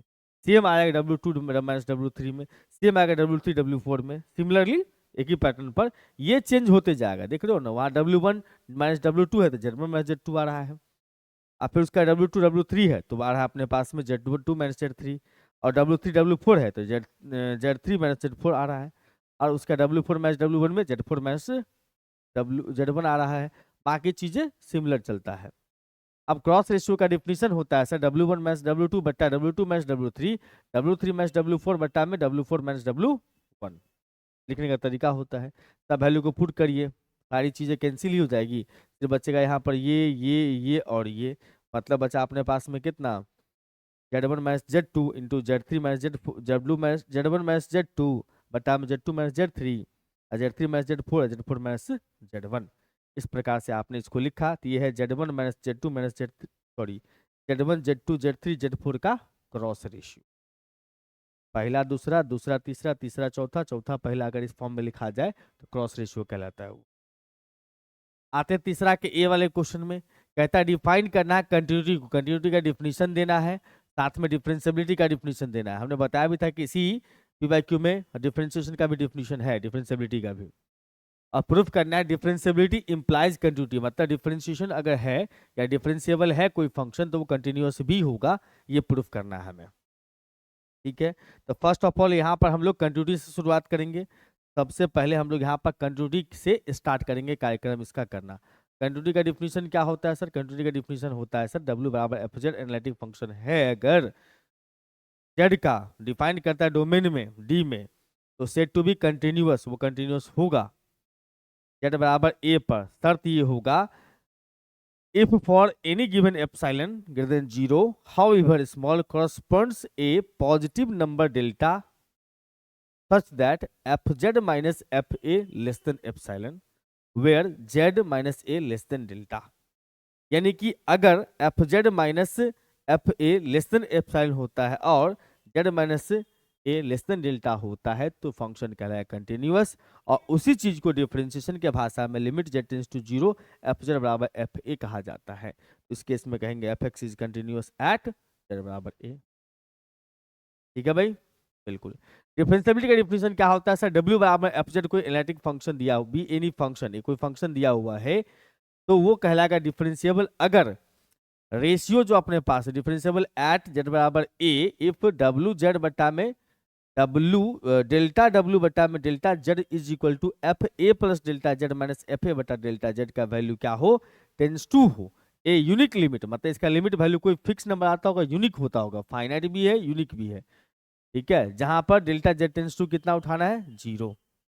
लिमिट अगर यूनिक होगा तो डिफरेंशिएबल होगा, और जो यूनिक लिमिट आएगा यानी इसका जो वैल्यू आएगा वो कहलाएगा डेरिवेटिव ऑफ एफ जेड। इसको डिनोट करेंगे किससे हम लोग? एफ डैश ए से। मतलब अगर आप कहो तो यहाँ पर से limit delta z tends to 0 delta डब्ल्यू बटा डेल्टा जेड में जो वैल्यू, मतलब जो डिफिनेशन था ना इसमें हमने डेल्टा जेड टेंस टू 0 लगा दिया। अगर इसका वैल्यू यूनिक आता है तो फंक्शन क्या होगा? डिफरेंशिएबल होगा।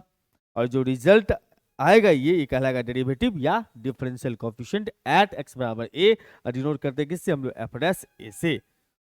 ठीक है, ये जो वैल्यू आएगा इसको बोलेंगे डी डब्ल्यू बटा डी जेड एट एक्स बराबर ए। अब इसमें था कि भैया डिफरेंशिएबल है तो कंटिन्यूअस प्रूफ करो। डिफरेंशिएबल है कोई फंक्शन, इसका मतलब limit delta z tends to 0 f a plus में delta z minus f a बटा में डेल्टा जेड का वैल्यू एफ डैश ए के बराबर होगा। बिल्कुल। अब इसमें हम थोड़ा सा चेंज करते हैं, फार्मूला में चेंज करने की कोशिश कर रहे हैं। ए प्लस डेल्टा जेड जो है उसका नाम हम जेड रख लिए, यहाँ से डेल्टा जेड का वैल्यू कितना आएगा? जेड माइनस ए। अब डेल्टा अपने पास डेल्टा जेड टेंस टू 0 और जेड टेंस टू कितना? ए। मतलब अगर हम डेल्टा जेड टेंस टू कर दे 0, ये 0 है तो जेड टेंस टू कितना बन जाएगा? ए। अब इसी फार्मूला को लिख सकते हैं limit z tends to a f z minus f a बटा जेड माइनस ए बराबर कितना? एफ डैश ए, है ना? बिल्कुल। अब कहानी क्या है सर? एफ जेड, अब देखो यहाँ पर हम क्या कहें? कंटिन्यूटी प्रूफ करना चाहते हैं। हम ये प्रूफ करना चाहते हैं कि इसका लिमिट टेंस टू इतना हो। इस दोनों का डिफरेंस निकाल के देखते हैं। डिफरेंस निकाल के देखे, जेड माइनस ए से हमने मल्टीप्लाई डिवाइड कर दिया। क्यों कर दिया? क्योंकि इसका शकल इसके तरह बन जाए। बिल्कुल। दोनों तरफ लिमिट लगा दी जेड टेंस टू 0, इधर लिमिट लगा दिया हमने, इधर भी लिमिट लगा दिया, इधर भी लिमिट लगा दिया। लिमिट इनटू में अलग अलग होता है, आपको पता होगा, तो माइनस में अलग अलग होगा, लेकिन इसमें जेड तो है नहीं तो लिमिट से कोई फर्क नहीं पड़ता, इसको बाहर छोड़ सकते हैं। इसमें लिमिट लगा दिया हमने और इसमें भी लिमिट लगा दिया। ये जो वैल्यू है उसको बोलते हैं हम लोग क्या चीज? F dash z, f dash a, f dash a point पर है ये एफ डैश ए। ये तो जेड के जगह पर ए पुट करोगे तो 0 हो जाएगा, 0। यहाँ ये मामला पूरा 0 हो गया, इससे चला गया, तो इसका मतलब limit z tends to 0 f z का वैल्यू एफ ए के बराबर होगा। इसका मतलब फंक्शन क्या है? कंटिन्यूअस है। किस पॉइंट पर? ए पॉइंट पर। तीसरा का बी वाले क्वेश्चन में कहता है एफ जेड बराबर अपने पास में है, एफ जेड बराबर में मॉडुलस ऑफ जेड स्क्वायर जो है वो कंटिन्यूअस है लेकिन डिफरेंशिएबल नहीं है 0 को छोड़ के। मतलब ये डिफरेंशिएबल कंटिन्यूअस हर एक पॉइंट पर है बट डिफरेंशिएबल नहीं है ओरिजिन पर, ऐसा प्रूफ करो।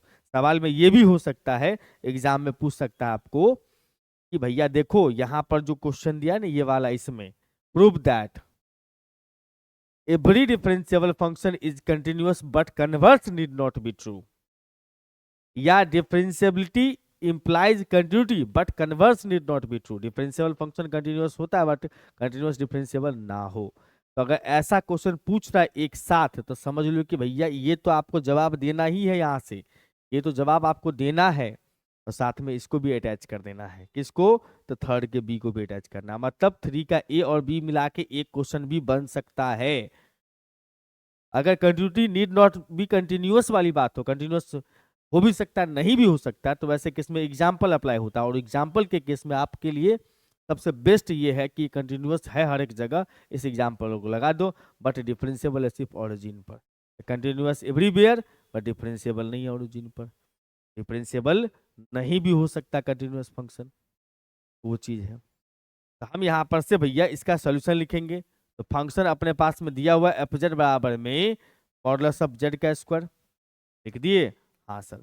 यहाँ पर जेड बराबर अपने पास में लिखा हुआ एक्स प्लस आयोटा वाई है, यहाँ पर जेड बराबर root under x square plus y square है। हम ये कह सकते हैं सर कि x square plus y square है, ठीक है। अब हम फाइनाइट ये देख रहे हैं कि एक्स स्क्वायर वाई स्क्वायर जो हमेशा फिक्स नंबर होगा फाइनाइट नंबर होगा, और जो फाइनाइट है कंटिन्यूअस है हर एक जगह, जो फाइनाइट है वो कंटिन्यूअस है एवरीवेयर। ये कंटिन्यूटी वाली बात हो गई। अब डिफरेंशिएबिलिटी चेक करना है इसका, तो हम लोग वही फार्मूला अप्लाई करेंगे, limit delta z tends to 0 f a plus delta z minus f a बटा में डेल्टा जेड का वैल्यू निकालेंगे। इसका मतलब हो गया मॉडुलस ऑफ जेड का स्क्वायर। ये जो फंक्शन दिया आप ये मॉडुलस ऑफ जेड का स्क्वायर, यहाँ ए प्लस डेल्टा जेड करोगे तो ए प्लस डेल्टा जेड के मॉडुलस का स्क्वायर लेगा माइनस एफ ए बटा में डेल्टा जेड है, मतलब इसका जो वैल्यू आएगा modulus of A plus delta z का स्क्वायर माइनस में एफ ए का स्क्वायर बटा नीचे मॉडुलस ऑफ नीचे डेल्टा जेड है। और हम जानते हैं कि मॉडुलस ऑफ जेड का स्क्वायर होगा, इसका मतलब जेड इंटू जेड का कंजुगेट होता है, जेड इंटू जेड का कंजुगेट होता है। इसका मतलब ये सेम टू सेम रहेगा और इसका कंजुगेट मैंने लिख दिया इनटू में, और इसका भी सेम टू सेम, इसको कंजुगेट प्लस में अलग अलग कर दिए। अब इसको हम मल्टीप्लाई कर लेते हैं दोनों से, इसको भी मल्टीप्लाई कर दे दोनों से। उसके बाद क्या होगा सर, ये दोनों कैंसिल हो जाएगा, अपने पास जो बच गया है उसमें देखो अलग अलग सेपरेट कर दोगे तो ये हो जाएगा ए इंटू डेल्टा जेड बटा में जेड डेल्टा जेड का कंजुगेट बटा डेल्टा जेड, और उसके बाद फिर ये दोनों कैंसिल हो जाएगा, मतलब ए प्लस में आ जाएगा यहाँ पर से डेल्टा जेड का कंजुगेट, ये दोनों कैंसिल हो जाएगा।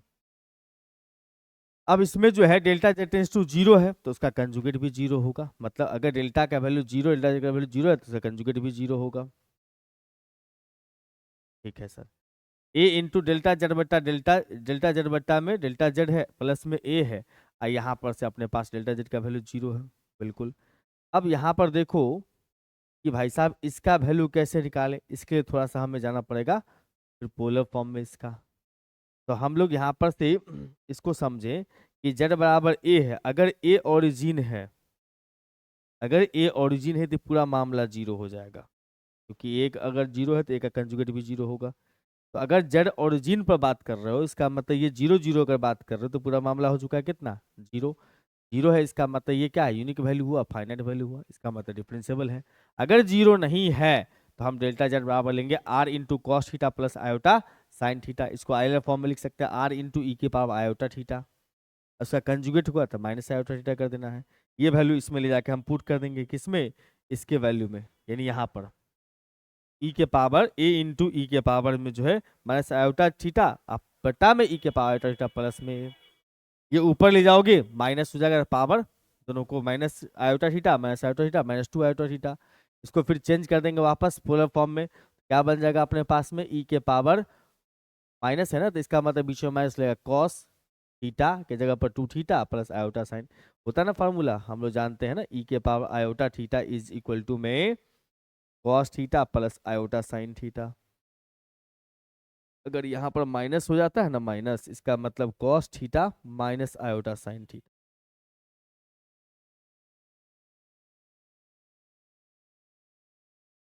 है ना, बिल्कुल सही बात है। अब यहाँ पर से हमने इसको माइनस में चेंज करिए, देखो आज जो थीटा है ना वो एंगल में पहुंच जाएगा, आयोटा को छोड़ के जो भी एंगल में पहुंचा दो, प्लस में बीच में प्लस माइनस में बीच में माइनस, तो हमने यहाँ पर माइनस देखा पावर में तो बीच में माइनस कर दिया। अब ये जो वैल्यू है अपने पास में ये कोई फिक्स क्वांटिटी नहीं है, ये थीटा पर डिपेंड करता है, थीटा जैसा होगा वैल्यू इसका वैसे वैसे चेंज करते रहेगा, इसका मतलब ये डिपेंड करता है किस पर, थीटा पर, इसका मतलब ये यूनिक नहीं होगा, जैसे थीटा का वैल्यू वैसा वैल्यू बदलते जाएगा ये, अगर यूनिक नहीं है इसका मतलब डिफरेंशिएबल नहीं होगा ओरिजिन के अलावा सभी पॉइंट पर, क्योंकि हमने ओरिजिन जब नहीं रखा था तब यूनिक वैल्यू नहीं आया था, तो डिफरेंशिएबल नहीं ओरिजिन पर, बाकी सब जगह पर डिफरेंशिएबल है। अब आइए सर 4 का ए क्वेश्चन में, 4 का ए क्वेश्चन में क्या दिया अपने पास में सर, 4 का ए क्वेश्चन में अपने पास में क्या दिया हुआ है सर कि डिफाइन करिए इनवर्स पॉइंट को, डिफाइन करना हमें क्या चीज को, inverse point with respect inverse point को, ठीक। और यहाँ पर हम को प्रूफ ये करना है कि इनवर्स पॉइंट जो है inverse point with respect to a circle, circle के रिस्पेक्ट में कोई इनवर्स पॉइंट अगर है तो that the inverse point with respect to a circle z minus c का मॉडुलस बराबर आर, यानी कि सर्कल का इक्वेशन ये दिया है जेड माइनस सी बराबर आर, तो उसका इनवर्स पॉइंट का वैल्यू ये आएगा।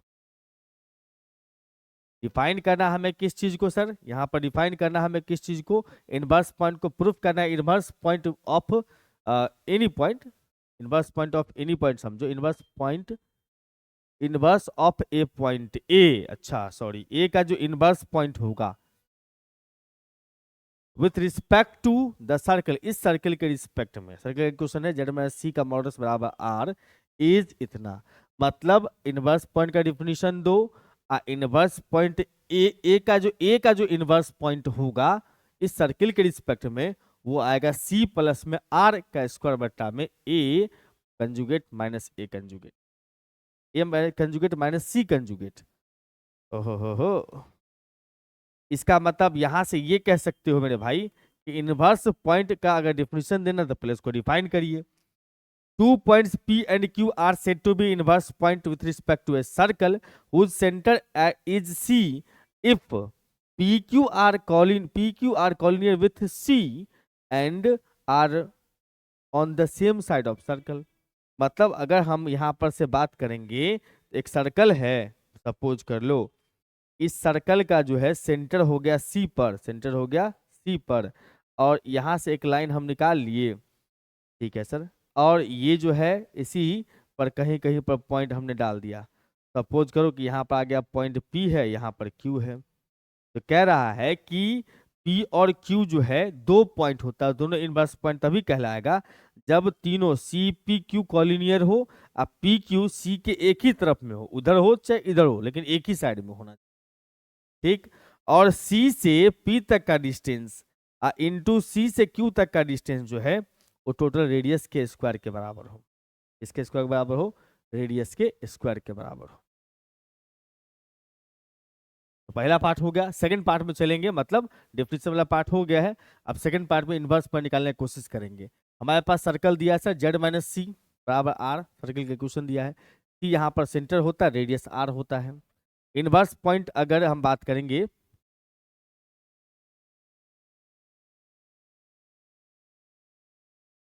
तो यहाँ पर सेंटर जो है ना सी है, इसीलिए यहाँ डिफिनेशन में सी शामिल है।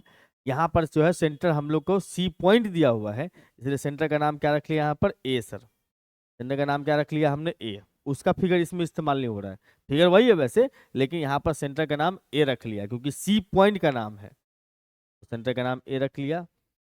और यहाँ पर जो है ना ए और बी दो पॉइंट मान लिए जो कि इनवर्स पॉइंट होगा, तो शर्त ये होता है कि तीनों पॉइंट कॉलिनियर हो, कॉलिनियर होता है इसका मतलब आर्ग्यूमेंट ऑफ कितना b c, terminal minus initial बटा argument of terminal minus initial, t b बट्टा में सी ए बराबर कितना होगा 0।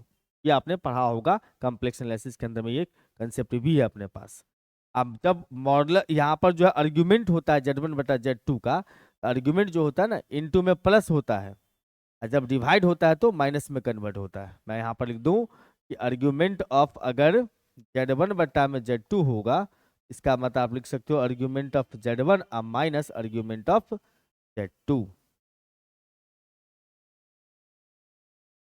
ठीक है, बहुत सही है। इसको उस साइड लेके चले गए, उस साइड चला गया तो अपने पास में प्लस बन गया है,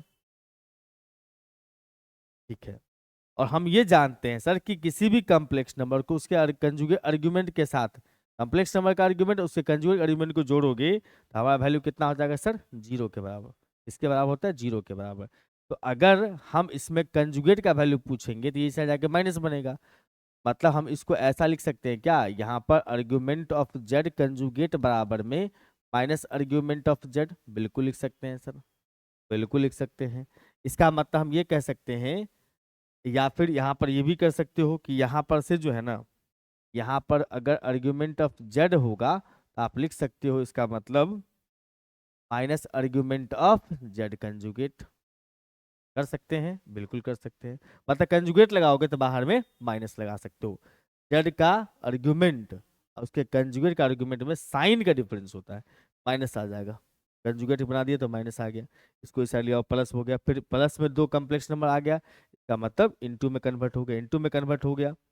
अच्छा एक बात बताना ये भी है कि जब किसी भी कॉम्प्लेक्स नंबर का आर्ग्यूमेंट 0 होता है ना, 0 होता है, ये complex number purely real and positive होता है,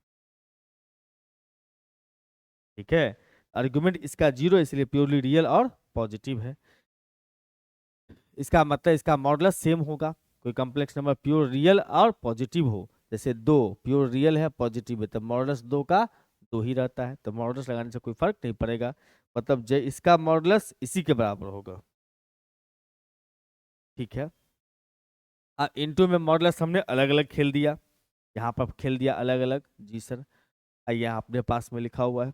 ठीक है, अब हमारे पास जो इनवर्स पॉइंट का दूसरा कंडीशन था उसको हम लोग अप्लाई करेंगे। क्या था दूसरा कंडीशन इनवर्स पॉइंट का सर, कि A P into A Q, मतलब सेंटर से पी पॉइंट तक का डिस्टेंस इंटू सेंटर से क्यू पॉइंट तक का डिस्टेंस का प्रोडक्ट रेडियस के स्क्वायर के बराबर होगा। तो डिस्टेंस कैसे निकालते हैं सर, ए माइनस सी हो जाएगा, ए से पी तक का डिस्टेंस, ए माइनस सी का मॉडुलस, अगला माइनस पिछला का मॉडुलस देता है क्या चीज, डिस्टेंस, अगला माइनस पिछला का आर्ग्यूमेंट देता है एंगल।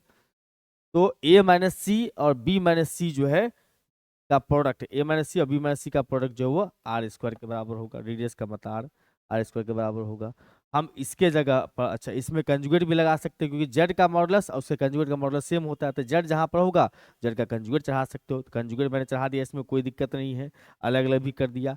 डायरेक्ट हम इसके जगह पर लिख सकते हैं ये, मतलब ये जो मॉडुलस में अलग अलग इसको लिख सकते हैं हम लोग ये, है ना। यहाँ देख कि मॉडुलस देखो, यहाँ पर जो ए कंजुगेट सी कंजुगेट है ना, मॉडुलस हटा सकते हो, यहाँ देख रहे हो, मॉडुलस हटा के हम लिख सकते हैं, क्योंकि ये प्योरली रियल एंड पॉजिटिव था, तो मॉडुलस हटा के हमने लिख दिया, इनटू करके देखा, इनटू करके देखा, या इसको इसके डिवाइड में ट्रांसफर कर दो, चला गया डिवाइड में, ये बच गया अपने पास बी माइनस सी, तो ये कह सकते हैं इसका मतलब सी चल जाएगा इस साइड प्लस में, इसका मतलब बी बराबर कितना हो जाएगा, सी प्लस में आर स्क्वायर बट्टा में ए कंजुगेट माइनस सी कंजुगेट, मतलब ए का इनवर्स पॉइंट हो गया अपने पास में बी, और बी का वैल्यू इतना आ गया।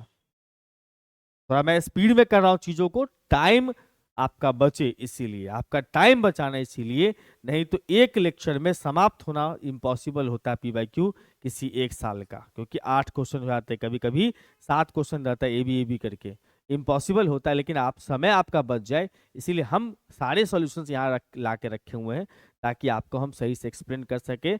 और ये सर अच्छे से और समझ में कब आएगा, 100% दिमाग में छप कब जाएगा, जब आप इसको लिख के प्रैक्टिस करेंगे तब। अगर प्रैक्टिस नहीं करिएगा तो भैया ये जैसे धरा का धरा है वैसे ही आप कॉपी में नोट कर लोगे, फेयर बना लोगे, लेकिन कुछ होने वाला नहीं है। प्रैक्टिस करना बहुत जरूरी है, अगर आप प्रैक्टिस करोगे तभी आप कलम उठा सकते हो एग्जामिनेशन में। और ये सारी जितनी भी चीजें हम यहाँ पर करवा रहे हैं आपको इस क्लास के अंदर में, अभी के लेक्चर में, ये सारे मेरे क्लासरूम में करवाए हुए नोट्स हैं, ये मैं अलग से लिखा नहीं हूँ, इसको कहीं से लिखा नहीं हूँ बैठ करके, अभी नहीं, मैंने जो क्लास में पढ़ाया है उसी के पीडीएफ को यहाँ इंसर्ट करके पढ़ा रहा हूँ। आप समझ सकते हो कि क्लास में पढ़ा हुआ चीज मेरा कितना महत्वपूर्ण होता है, कि सारे के सारे एक एक क्वेश्चन आप कवर अप कर पाते हो, समझ रहे बात को, तो इतना महत्वपूर्ण होता है क्लास ज्वाइन करना। अगर क्लास आप ज्वाइन करेंगे तो ये सब जो पॉइंट्स में प्रॉब्लम हो रही है, चीज आपको फंस रही होगी, तो वो दिक्कत नहीं होगी। इसलिए मैं कहता हूँ मेरे भाई, थर्ड ईयर ज्यादा महत्वपूर्ण हो जाता है, क्योंकि यहाँ पर 400 नंबर का ऑनर्स पेपर होता है, सभी में अच्छे नंबर आ जाए उसके लिए क्लास लेना बहुत जरूरी है। और ये बिल्कुल पार्ट 1 पार्ट 2 से डिफरेंट होता है, पार्ट 1 पार्ट 2 में उतना ज्यादा परेशानी नहीं होता है, न्यूमेरिकल्स होते हैं, क्वेश्चंस होते हैं, आप अटेम्प्ट करोगे, लेकिन यहाँ पर लगभग लगभग सारे थ्योरेटिकल होते हैं, इसमें थ्योरम ही ज्यादा आते हैं, क्वेश्चंस की मात्रा नहीं के बराबर होती है, आप फंस जाओगे। भले ही एग्जाम में क्वेश्चन नाम लिखा हो क्वेश्चन है ये, लेकिन बुक्स वगैरह में थ्योरी के दौरान वो थ्योरम हुआ करता है। आप सब इस सब कुछ चीज को समझे कितना इंपॉर्टेंस, आप इस पीवाईक्यू को पढ़ने के बाद अंदाजा लगा सकते हैं कि आपको सीधा पीवाईक्यू कर लेने से पूरा का पूरा नॉलेज यहाँ नहीं होगा। आप किसी भी थ्योरम का किसी भी क्वेश्चन का सॉल्यूशन आप देख पाएंगे तो मात्र 60% तक का बात आप पीवाईक्यू से उठा सकते हो, 40% बात आप मिस कर रहोगे, कैसे आया क्यों आया, चलो याद कर लो, और वही पॉइंट सब एग्जामिनेशन हॉल में स्किप हो जाएगा, छूट जाएगा, जिसके वजह से क्या होगा, आप सॉल्यूशन तक पहुंच नहीं पाओगे, कंप्लीट सॉल्यूशन नहीं कर पाओगे, और कंप्लीट सॉल्यूशन नहीं हो पाएगा तो नंबर पर खतरे की घंटी बजेगी। थोड़े से पैसे इन्वेस्ट हो रहे तो कर लो, लेकिन थर्ड ईयर में मजाक नहीं, जरूरी है सीरियस पढ़ना, क्योंकि थर्ड ईयर ये कोई क्वेश्चन वाला ईयर नहीं है, ये प्योर मैथमेटिक्स टाइप का है, मतलब मैक्सिमम थ्योरम पे बात होती है। इसलिए बोलता हूँ मेरे भाई, एक बार मजाक मजाक में मत लेना, और थर्ड ईयर इंपॉर्टेंट इसलिए हो जाता है क्योंकि 400 नंबर है, तो बाकी ईयर में जो नंबर्स आए होंगे मैथ के और इसके नंबर जुड़ के बैलेंस हो जाए, नंबर टोटल मिला के बूस्ट कर जाए, इसीलिए आपको थर्ड ईयर में ज्यादा ट्यूशन पर क्लासेस लेने की आवश्यकता है, ज्यादा समय देने की आवश्यकता। ठीक है, बहुत बढ़िया। चलिए सर 4 का बी, कहता है कि कंडीशन ऑफ फाइंड करो किस चीज का, 4 पॉइंट जो है 4 पॉइंट वो होगा कौन साइक्लिक, 4 पॉइंट जो अपने पास में होता है वो कौन साइक्लिक होगा, वो आप क्या करो यहाँ पर कौन साइक्लिक होगा उसका कंडीशन बताओ। कौन साइक्लिक का मतलब होता है जैसे हमने सर्कल बनाया, बना लिया सर, सर्कल बना लिया, यहाँ पर 4 पॉइंट को आपने दिखा दिया ए बी सी डी, ठीक है, ए सी बी ऐसे निकालो लाइन, ए सी बी और ए डी बी। अगर इस दोनों का एंगल, ये वाला एंगल दोनों का सेम अगर हो जाए तो कहलाता है कौन साइक्लिक। और एंगल कैसे निकालते हैं, तो हमेशा एंगल निकालने के लिए हम लोग इस पॉइंट को फिक्स करते हैं और इसके इधर और इधर चलते हैं, एंगल का डायरेक्शन लेते हैं एंटी क्लॉकवाइज। और एंगल निकलता कैसे, तो आर्ग्यूमेंट ऑफ अगला बट्टा पिछला, आर्ग्यूमेंट ऑफ अगला लाइन, अगला का मतलब टर्मिनल लाइन बट्टा इनिशियल लाइन। समझ रहे हो बात को, यानी कि बी, अच्छा अब देखो यहाँ पर 4 पॉइंट्स हमने मान लिया, A B C D 4 points है, कहता है कौन साइक्लिक होता है, कौन साइक्लिक का मतलब ये दोनों एंगल क्या होगा बराबर, ए सी बी एंगल बराबर ए डी बी। और आर्ग्यूमेंट अगर हम निकालने जाएंगे ए सी बी का तो कैसे निकालेंगे, तो हमने क्या कहा टर्मिनल, हम ऐसे जाएंगे तो terminal, argument of terminal side बट्टा इनिशियल साइड, टर्मिनल का मतलब Z2 माइनस Z3 बट्टा में Z1 माइनस में Z3, अगला माइनस पिछला रहता है हमें याद रखना है, Z2 माइनस Z3 बट्टा में Z1 माइनस में Z3। सिमिलरली इसके बारे में बात करेंगे, इसका क्या हो जाएगा सर, टर्मिनल ऐसे चल रहे हो तो टर्मिनल ये हो गया, तो Z2 माइनस Z4 बट्टा में Z1 माइनस Z4 आर्ग्यूमेंट के सामने लिख दिया, ठीक है सर, बहुत शानदार है। हमने इसको इधर लेके चले गए, माइनस बन गया, माइनस में होता है argument of Z1 minus argument of Z2, इसका मतलब Z1 बटा Z2 लिखा सकता है, हमने डिवाइड के फॉर्म में लिख दिया, बटा का मतलब डिवाइड हो गया। फिर इसको इनटू में कन्वर्ट कर लेंगे, इनटू में कन्वर्ट कर लिया, कन्वर्ट करने के बाद आप समझ लो सीधा सीधा बात कि जिस किसी भी कॉम्प्लेक्स नंबर का, अभी चर्चा भी किया थोड़ा देर पहले में, जिस कॉम्प्लेक्स नंबर का वैल्यू आर्ग्यूमेंट 0 होता है वो कॉम्प्लेक्स नंबर प्योरली रियल भी होता है और पॉजिटिव भी होता है, रियल एंड पॉजिटिव। इसका मतलब कह सकते हो ये जो कॉम्प्लेक्स नंबर है ये प्योरली रियल होगा, इसका मतलब इमेजिनरी पार्ट 0 होगा। तो ये जो कंडीशन है कि imaginary part of Z2 minus Z3 into Z1 minus Z2 बट्टा में Z1 minus Z2 into Z2 minus Z4, यही इमेजिनरी पार्ट 0 के बराबर अगर है तो ये रिक्वायर्ड कंडीशन है। समझ रहे हो बात को, जी सर। तो इसी के साथ आपका 2019 का PYQ हो जाता है कंप्लीट। उम्मीद करता हूं कि अच्छे से समझ में आ गया होगा आपको। अगर दिक्कत हो रही हो तो आप कमेंट सेक्शन में हमें बोलिएगा, हम इसका फिर से एक बार डिटेल सोल्यूशन आपके सामने हम लेके आएंगे। और अगर आप थोड़ा बहुत ही बात समझ रहे हैं तो आप PDF से नोट कीजिए, खुद से प्रैक्टिस कीजिए, कंसेप्ट अपना उसमें से निकालिए कि ये कैसे हो गया, ये क्यों हो गया, तब देखिए कि आपका जो नोट्स बनेगा इसका 2019 के PYQ का वो शानदार, लाजवाब, जानदार होगा। ठीक है बंधु, तो इस लेक्चर में इतना ही रखेंगे। अगर वीडियो पसंद आ रहा हो तो वीडियो को लाइक कर दीजिएगा और नए बच्चे जुड़े तो चैनल को सब्सक्राइब करते जाइएगा। Thank you and keep watching.